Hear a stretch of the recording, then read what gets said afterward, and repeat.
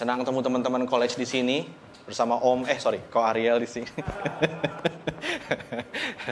Ya, paling lucu kalau lihat anak mahasiswa saya, kadang kalau ketemu sama saya mereka antara bilang ko atau pak gitu kan ya. Dan itu senang bikin mereka bingung gitu ya kalau kayak gitu. Oke, halo semuanya, nama gue Ariel dan kita ketemu di bulan yang baru.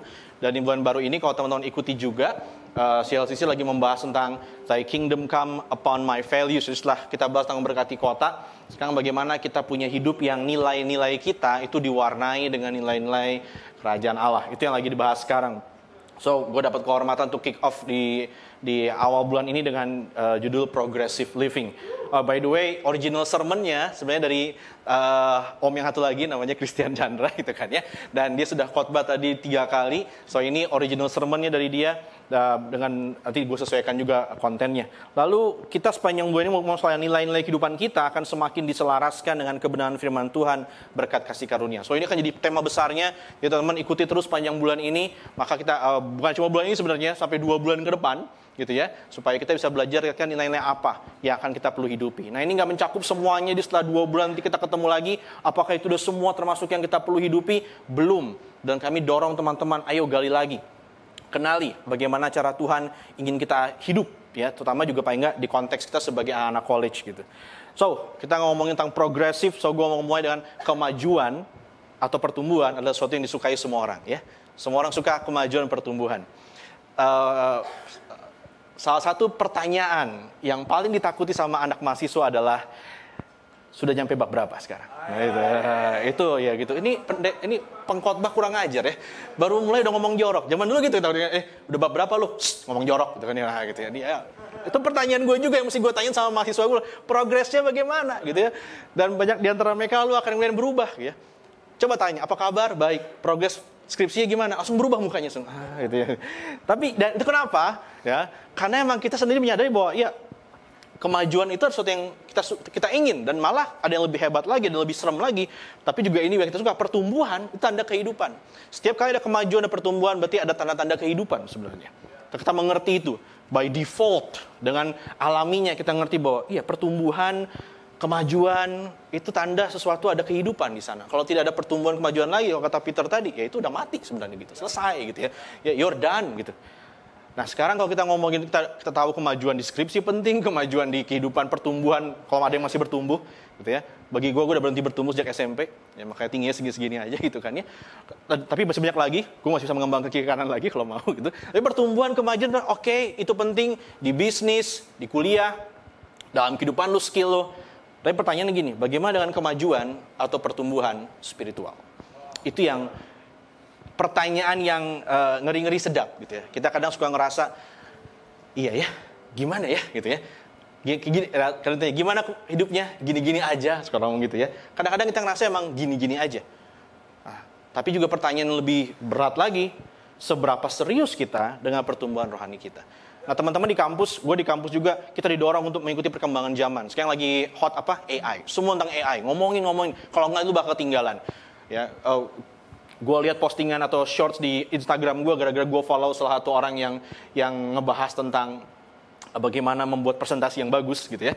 Dan dia bilang ini 3 situs AI yang bisa kamu manfaatkan kalau kamu pengen bikin presentasi, kalau kamu bikin ini, mau bikin itu. Sekarang katanya lu tinggal pakai foto lu masukin dalam satu tempat, lu kasih naskahnya, foto itu hidup dan ngomong, seolah bahkan lu yang ngomong, padahal lu nggak pernah ngomong apa-apa.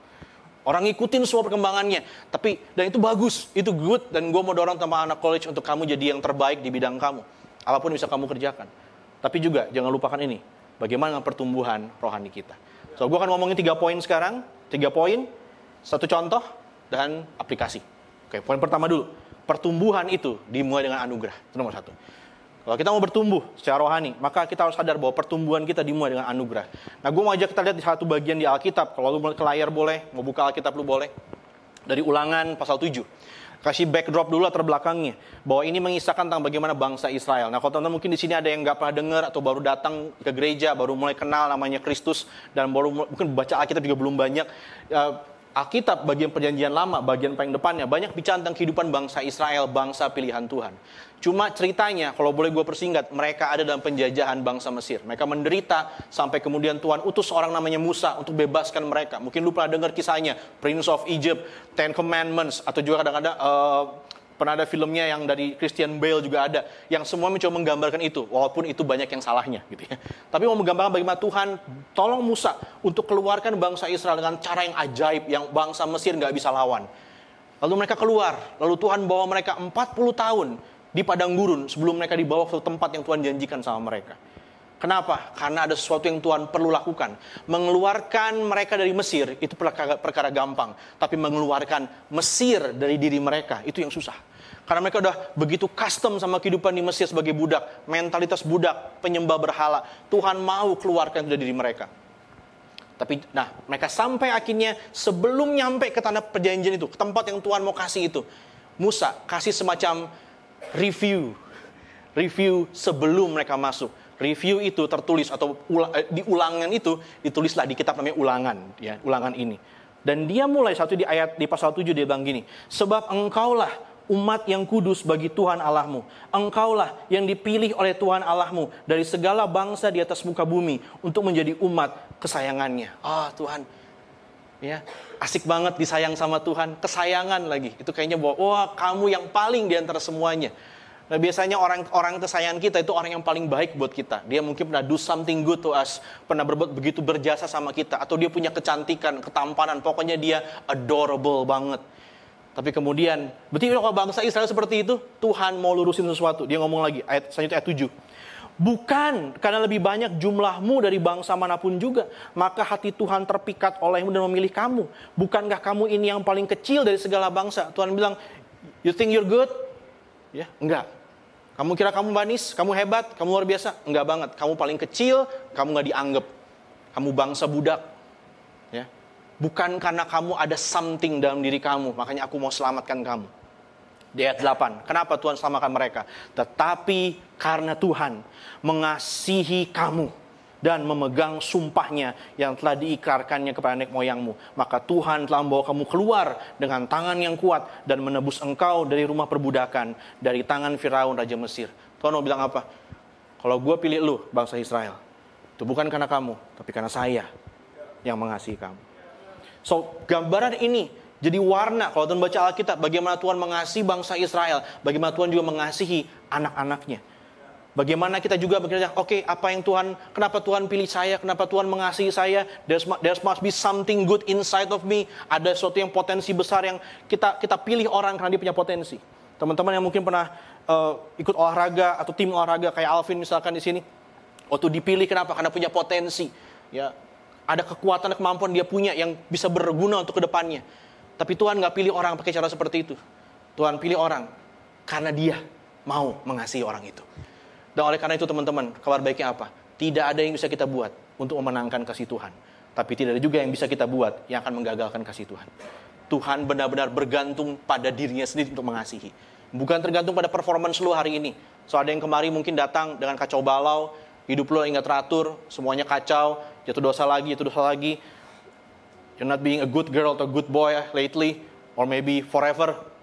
Sampai hari ini, Tuhan kasihnya tidak tergantung pada performance kamu hari ini atau selanjutnya, bahkan besok gitu. Dan ini lalu Rasul Paulus ribuan tahun kemudian, mungkin kayak ratusan, dia ngomong. Rasul Paulus seorang yang dipakai Tuhan juga untuk menulis 2/3 dari kitab perjanjian lama, perjanjian baru kita di Alkitab itu.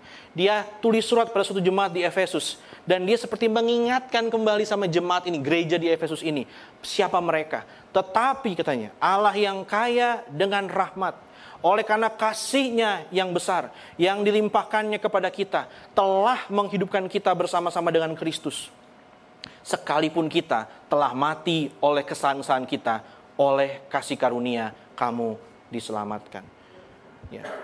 Kekristenan meyakini gini, semua orang telah berdosa, dan dosa mereka membuat mereka mati secara rohani. Mereka tidak bisa bertumbuh secara rohani. Dan gimana caranya yang mati bisa hidup kembali? Perlu ada kekuatan dari luar mereka untuk bangkitkan yang mati ini. Dan Tuhan, itu yang Tuhan kerjakan dalam diri orang-orang yang percaya kepadanya. Dulu kita nggak kenal, atau kita tahu itu benar atau salah, tapi kita nggak berkuasa untuk menghadapinya. Atau kita malah pikir ini yang benar, padahal sebenarnya itu semua salah. Nah, waktu kita kenal Tuhan, something inside of us tiba kayak nyala, hidup. Gitu ya. Iya, kamu masih berdosa, tapi ada sesuatu yang diam dalam diri kamu yang begini. Nggak begini, bukan begini cara lu hidup. Lu nggak dilahirkan untuk melakukan seperti ini. Gitu. Dan kita menyadari itu. So kalau teman-teman hari ini suara itu masih ada, puji Tuhan. Tuhan bicara kepada saudara. Tuhan mengingatkan saudara, kamu sudah mati, tapi kamu hidup dalam Kristus. Dan itu bukan karena siapa kita, tapi karena Tuhan yang mengerjakannya. Tanpa anugerah Tuhan, kita mati dalam dosa-dosa kita. Karena anugerah Tuhan, kita hidup dalam Kristus. Oke, poin kedua sekarang, pertumbuhan memerlukan kerendahan hati. Gitu. Di sini pokoknya kalau lu mau belajar apapun, lu mesti menyadari bahwa lu bego gitu. Saya bodoh, saya nggak sepintar itu. Selama kita mikir bahwa saya pintar, lebih pintar daripada yang ngajar, iya, kita tutup pintu kita, dia ngomong apapun kita nggak mau dengar. Dan ini pun yang Musa tuliskan, ingatkan pada bangsa Israel di Ulangan tadi. Ingatlah kepada seluruh perjalanan yang kau lakukan atas kehendak Tuhan Allahmu di padang gurun selama 40 tahun ini. Ngapain repot 40 tahun? Maksudnya untuk merendahkan hatimu dan mencobai engkau untuk mengetahui apa yang ada dalam hatimu. Yakni apakah engkau berpegang pada perintahnya atau tidak.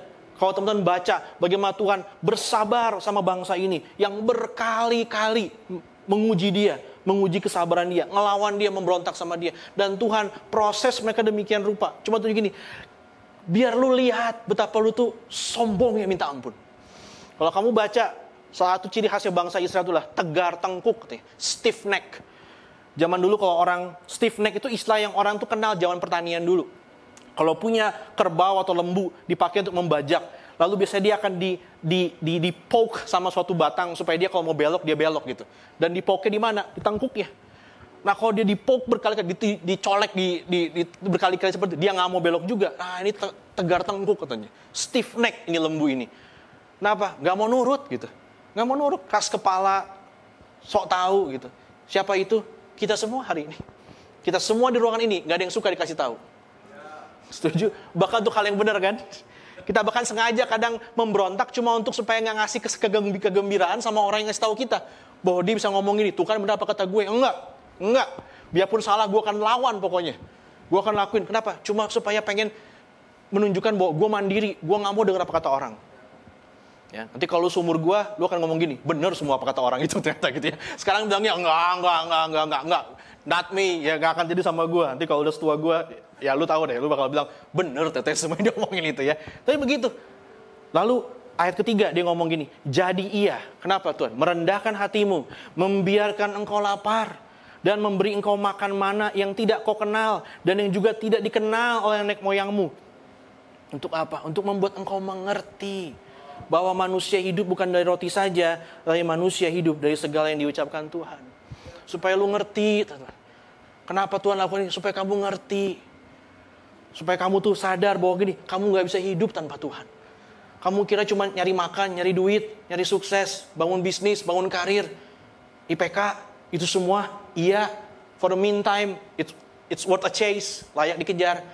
Tapi semuanya, kalau ada yang mandek skripsinya hari ini mati kutu kayak bingung, lu staring kosong ke arah layar laptop lu nggak tahu ngapain.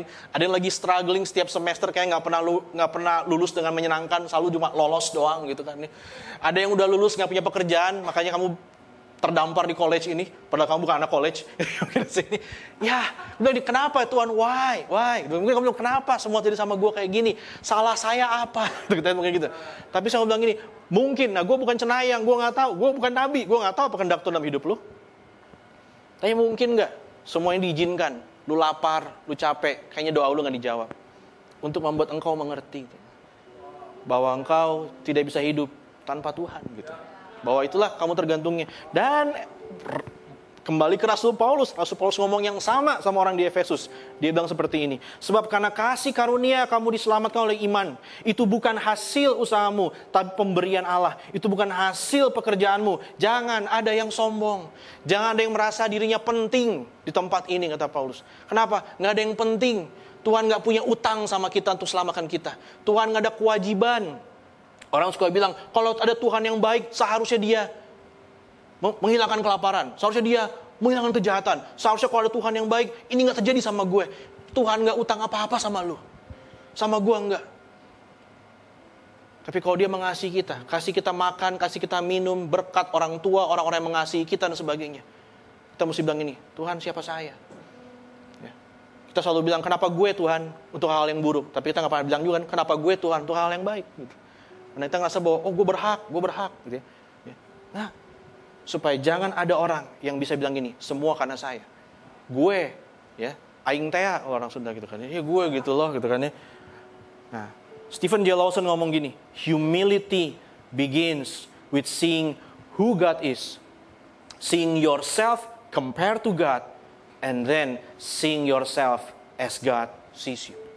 Bilang nih, rendah hati gini, oh iya Tuhan besar, saya enggak. Tapi enggak cuma itu, setelah lu kenal, oh iya Tuhan baiklah, siapakah? Ya siapa sih gue emang begini rendah banget. Tapi lalu kamu bilang gini, tapi bagaimana engkau lihat juga Tuhan melihat engkau, bahwa Tuhan mengasihi engkau.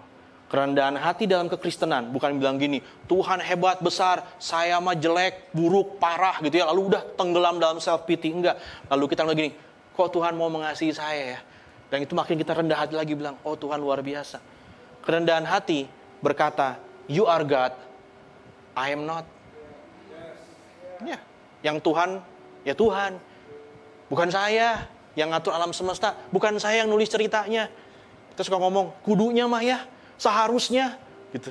Ya itu bahasa sehari kita. Tapi saat semua terjadi dan kita nggak bisa bikin apa-apa lagi. Kita cuma bisa bilang gini, well, you are God, I am not. Lalu kita bisa ngomong juga apa? Kerendahan hati berkata, your way is better than my way. Gitu. Ya udah gitu caranya. So di sini ada yang sampai 5 tahun nggak ngelulus-lulus, gue 7 tahun saudara-saudara. Gue pakai semua tahun yang gue bayar itu untuk tinggal di kampus gue selama mungkin. Gitu ya. Dan iya, gue boleh berbangga, gue IPK gue bagus 3,8 waktu itu. Tapi gue nggak lulus-lulus. Why? Gitu kan. Kenapa Tuhan? Ya karena gue pikir cara gue yang paling baik gitu. Tapi waktu gue lewat itu, ya ada hal yang gue sesali nggak? Ada. Tapi itu lewat semua itu, Tuhan terima kasih. Bahkan di hari-hari itu, Tuhan tolong saya. Dan terima kasih buat semua keadaan itu. Waktu gue sidang dulu teman-teman, dosen pembimbing gue menikam gue dari belakang. Dia menyalahkan gue di sidang dan tidak mau tanda tangan. Dosen pembimbing teman-teman. Yang selama ini gue datang bolak-balik minta tanda tangan sama dia. Terakhir pelagi sidang dia bilang, saya tidak mau tanda tangan. Dan gue pikir, Tuhan, why me? Mahasiswa A lulus, B lulus, C lulus, Ariel kamu belum lulus. Bukan gak lulus, kamu belum lulus sampai kamu selesaikan pekerjaan kamu. Saya bilang, saya pulang gontai, disambut sama pacar gue dulu, sekarang jadi istri. Gimana? Enggak dibilang lulus apa enggak, jawaban gue gitu. Gitu, benar-benar. Why me? Enggak. Your way is better than my way. Terjadilah Tuhan seperti yang kau hendaki. Yang ketiga, pertumbuhan memerlukan peran kita. Peran kita. Oh Tuhan yang bikin pertumbuhan, betul. Tuhan yang punya kemampuan, betul. Kekuasaan di tangan Tuhan. Tuhan berdaulat, segalanya dalam kendali Dia. Kita mengamini itu. Nah dalam proses itu tapi gini, Tuhan juga mau undang kita. Ayo. Supaya kita juga bisa merasakan sukacita melihat ada pertumbuhan dalam diri kita.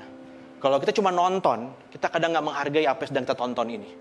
Tapi kalau lu terlibat dalam pembuatan nih, kita semua ngerti di sini. Kalau lu terlibat dalam pembuatan sesuatu, kamu rasa joy gitu ya, kamu melihat hasil itu, jadi ya gitu ya. Penonton cuma bisa ngomong apa? Jelek, itu kan. Bagus, bagaimana? Mereka cuma bisa komen. Tapi orang yang terlibat di belakang layar, yang tahu segala prosesnya. Waktu lihat semua jadi, jadi ya. Kita happy banget, kita nangis bahagia. Nah Tuhan ajak kita mau ikut peran serta di situ. Di Ulangan tadi balik lagi ke masa bangsa Israel. Musa bilang gini, maka haruslah engkau insaf, sadar, aware, bahwa Tuhan Allahmu mengajari engkau seperti seseorang mengajari anaknya. Setiap pelajaran butuh ada guru, ada yang belajar, perlu ada yang ngajar, ada yang mau dengerin, ada yang ngasih tahu, ada yang mau melakukan. Itu perlu kerjasama kita. Lalu kemudian, oleh sebab itu, lihat ayat 6, haruslah engkau berpegang pada perintah Tuhan Allahmu dengan hidup menurut jalan yang tunjukkannya dan dengan takut akan Dia. Iya, Tuhan yang bawa mereka sampai ke tanah perjanjian. Dan Tuhan menepati janjinya. Kalau kamu baca lebih lanjut lagi. Tapi Tuhan juga bilang gini. Pegangan sama apa yang aku katakan. Lakukan apa yang aku firmankan. Ya. Nah, kembali ke Efesus. Rasul Paulus yang nulis ini pada jemaat di Efesus. Karena kita ini, buatan Allah, diciptakan dalam Kristus Yesus. Untuk melakukan pekerjaan baik. Yang dipersiapkan Allah sebelumnya. Ia mau supaya kita hidup di dalamnya. Saudara-saudara, Anda diajak untuk ayo hidup di dalam kehendak Tuhan ini. hidup bersama dengan cara-cara Tuhan ini. Hiduplah dalam nilai-nilai yang Tuhan sampaikan lewat firman-Nya. Yang moga-moga saudara ikuti terus sepanjang 2 bulan ke depan. Ya. So ikuti. Saya bagian dari tim pengajaran orang-orang yang dipercaya di gereja ini untuk tentuin menu makan jemaat. Jadi kalau kamu rasa ada khotbah yang ngebosenin, ya salah kami. Tapi kami tidak menyesal. Karena kami lagi pilihin menu. Dan waktu kita pilih menu apa ya, nilai apa yang mau kita ajarkan. Nah, saya berdoa. Kami nggak tahu apa yang kamu alami pas pribadi. Tapi aku berdoa, waktu nanti engkau datang ke tempat ini. Dan pas hari itu pembicara yang ngomong, nilai ini. Moga-moga saya berdoa, itu kena sama kamu. Bilang, oh ya, I really need this. Gitu. Ini tentang saya. Ya, ini apa yang saya sedang gumulkan. Dan doa gue, firman Tuhan jadi jawaban buat hidup lu. A change life pada akhirnya bring about a progressive living. Kalau hidup lu udah masih berubah tadi, mengalami anugerah Tuhan, maka hasilnya adalah ya ada progres dalam hidup lu. Ya. Lancar enggak? Ya enggak juga, perlahan tapi pasti. Ya. Pertumbuhan pasti terjadi. Ya. Karena kekuatan anugerah ilahi membuat kita tidak bisa berdiam diri. Seperti itu. Seharusnya kalau lu merasakan ada anugerah ada berjalan hidup kamu progres, kamu maju terus gitu ya. Boleh lanjut lagi slide-nya. Nah, di salah satu bagian Paulus mengingatkan lagi kemudian bagaimana cara dia hidup dulu. Dan ini yang dia lakukan. 1 Korintus 15 berkata demikian. Siapa sih Paulus by the way? Mungkin teman ada yang belum tahu. Paulus ini salah satu rasul, murid-murid yang dipercaya untuk memberitakan Injil di awal kekristenan. Tapi dia bukan bagian dari 12 murid Tuhan yang terkenal itu. Dia orang terakhir yang direkrut jadi rasul. Kenapa? Dia punya track record kurang bagus. Dia penganiaya jemaat. Dia bukan orang yang baik. So dia bilang seperti ini. Karena aku adalah yang paling hina dari semua rasul. Bahkan tidak layak disebut rasul. Sebab aku telah menganiaya jemaat Allah. Yang saudara sudah lihat ada kehidupan seseorang yang menganiaya jemaat Kristus pada waktu itu. Dia bukan orang baik. Lalu dia bilang apa? Gue paling hina. Karena gue udah ngelakuin sesuatu yang benar-benar menyakiti hati Tuhan. Dia yakin itu. Tapi kemudian dia bilang seperti ini. Tetapi karena kasih karunia Allah, aku adalah sebagaimana aku ada sekarang. Dan kasih karunia yang dianugerahkannya kepadaku tidak sia-sia. Sebaliknya aku tak bekerja lebih keras daripada mereka semua. Tetapi bukannya aku, melainkan kasih karunia Allah yang menyertai aku. Paulus bilang ini bahwa, ya gue seperti itu. I'm a bad person. Ya, di bagian lain dia bilang apa? Aku paling berdosa di antara semua. Aku paling hina. Tapi kemudian bilang, tapi kasih karunia Tuhan luar biasa atas diriku. Dan karena kasih karunia itu, aku bekerja lebih keras. Lebih keras. Karena aku orang yang kerja keras? Bukan, tapi karena kasih karunia. Kasih karunia memampukan aku untuk bekerja keras. Karena aku juga sudah mengalami kasih Tuhan. Itu yang Paulus alami. Nah, saya mau ajak saudara juga lihat satu contoh. Dan sorry, contohnya agak-agak jadul. Dan kalau lu mau sambil Google search sekarang, silakan aja. Gue kasih kesempatan untuk buka handphonenya, gitu ya. Kalau teman mau cek, ini gue mau cerita tentang suatu orang pemain basket Hall of Famer-nya NBA, namanya Pistol Pete Maravich. Dan kalau saudara lihat tahun lahir dan tahun meninggalnya, dia umurnya cuma nyampe 40 tahun. Ya, gue aja udah 42. Ya, ya bedanya dia kaya ya gitu. Kaya raya, dia Hall of Famer. Tapi gini, ini jadul banget. Tapi gini, kalau kamu lihat kehidupan dia nih, coba googling aja deh video dia. Sebelum ada Magic Johnson, sebelum ada Jason Kidd, sebelum ada Steve Nash, sebelum jadi orang-orang yang kalau ngoper kiri kanan depan belakang atas bawah seperti itu, ada namanya orang kulit putih ini, bocah kurus yang kaos kakinya suka ngejuntai sampai ke dekat sepatunya, namanya Pete Maravich. Yang tiap kali kalau sekolah zaman dia masih kecil suka muter bola di tangan di jarinya. Dia bisa lempar ke atas, tangkap lagi dan jari berbeda seperti itu. Pinter banget dengan bolanya. Dia jadi human basketball dia bilang. Dia jadi atlet yang digaji paling mahal tahun 1970. Orang pertama katanya yang digaji $1 juta. Sekarang murah banget segitu. Dia punya rekor di kampus dia, pengumpulan angka terbanyak yang tidak bisa. Orang bilang nggak mungkin bisa dipatahin itu. Saking banyaknya dia bikin poin. Dan itu bahkan di zaman ketika 3 point belum ada. Sorry, Steve Curry, ya para fansnya. Dia nggak seberapa menurut saya. Gitu. Ini orang hebat. Dan ketika dia kaya, dia dapat semua yang dia pengen. Ya, ini kesaksian dia. Di puncak popularitas saya merana. Saya belajar karate, lalu menganut Hinduisme dan reinkarnasi. Saya coba meditasi transendental, astro planning, yang pernah beken lagi tahun 90-an, tahun 2000-an. Bernyanyi, kayak chanting, yang kayak bernyanyi itu kayak ngemantra gitu dia ya. Dan terlibat dalam okultisme. Saya membaca segala tentang UFO. Saking stresnya dia waktu itu. Dia sukses kaya. Dia tulis di atap rumah dia, kalau kamu UFO, tolong jemput saya. Dia benar yakin ada UFO pada waktu itu. Saya menjadi ahli nutrisi radikal, lalu jadi vegetarian. Ya, sebelum bahkan vegan, terkenal banget pada waktu itu. Saya memakan obat pemanjang umur dari Eropa Timur karena saya ingin hidup sampai 150 tahun. Dia paranoid banget, ketakutan. Lalu saya mulai berpikir, apa yang terjadi setelah 150? Mengapa saya di sini? Apakah hidup hanya ini? Di puncak, dia bingung. Tapi kemudian, yang terjadilah, pada malam yang ditakdirkan di November 1982, saya meminta Yesus untuk datang ke dalam hidup saya. Tidak ada yang memberi damai kepada saya seperti damai yang Yesus beri pada saya malam itu. Dan ketika saya akhirnya mendapatkan cincin dengan nama saya di Hall of Fame, orang paling, deretan orang bersejarah paling hebat sepanjang sejarah basket. Tahukah Anda ayat Alkitab apa yang muncul di kepikiran saya? Apa gunanya seorang memperoleh seluruh dunia tapi kehilangan nyawanya? Dia punya trofi setinggi 6 kaki 6 inci, setinggi dia, 6 kaki 2 inci gitu. Untuk apa dia bilang semua trofi itu? Cuma ngumpulin debu. Itulah gunanya trofi, ngumpulin debu dia bilang. Tapi dia bilang, saya serahkan hidup saya kepada Kristus. Memang sedih hidupnya kemudian di mata kita ya. Dia lagi main basket usia 40 sama teman-temannya. Lalu dia kena serangan jantung dan meninggal. Gitu. Tapi kita lihat bagaimana kehidupan dia berubah. Di wawancara, googling, coba dari YouTube semua video wawancara dia ada kesempatan. Dia cerita bagaimana dia jadi orang Kristen. Memang tidak berapi-api kayak apa gimana, tapi perubahan hidup dia terjadi luar biasa. Sangat luar biasa. Nah, itu contohnya. Saya nggak tahu perubahan apa yang teman juga alami.